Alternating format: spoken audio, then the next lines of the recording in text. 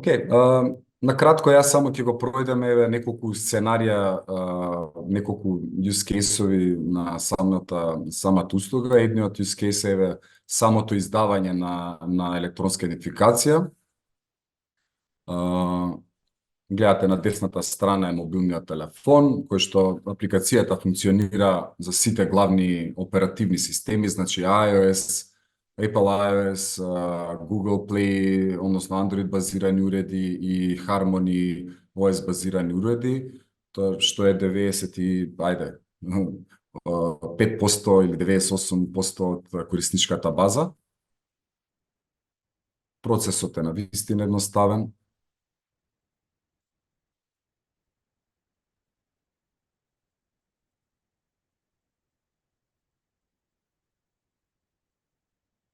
Исто така, важно за можеби апликацијата е повеќе јазична, односно македонски, албански и англиски јазик.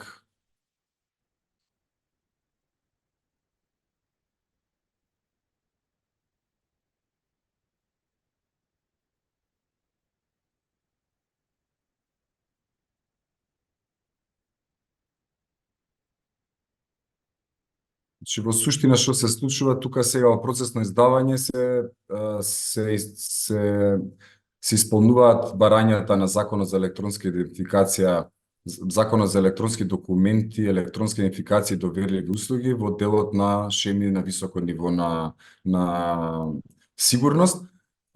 Потребите се силна идентификација од два релевантни извора со доволно сигурност за дека навистина субјектот бара издавање на таква услуга. Се, како што кажа колешката Сузана, се користи едниот извор е физичкиот документ кој се приложува во процес на верификација на идентитетот, вториот извор е популацијскиот регистар, односно регистарот на население на Република Македонија. Се прави проверки на податочните сетови, на валидноста, на дали е одјавен или не, значи сите тие работи за да се навистина осигура дека средството за електронска идентификација се издава на правото лице кое што се декларира дека е. Ете го, процесот целосно заврши.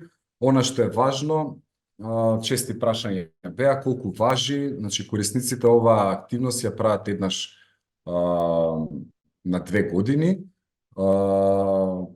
Издаденото средство за електронска идентификација и сертификатот кој што се издава со услугата се со трајно со 2 години. Корисниците каде додат во дигиталните услуги кај што се прифаќа One ID, ја користат истата услуга. Значи услугата не се издава за банка или за телеком оператор или за вакво, корисниците се издаваат, односно се побаруваат издавање на средство за електронска идентификација за лична употреба таму каде што е прифатено.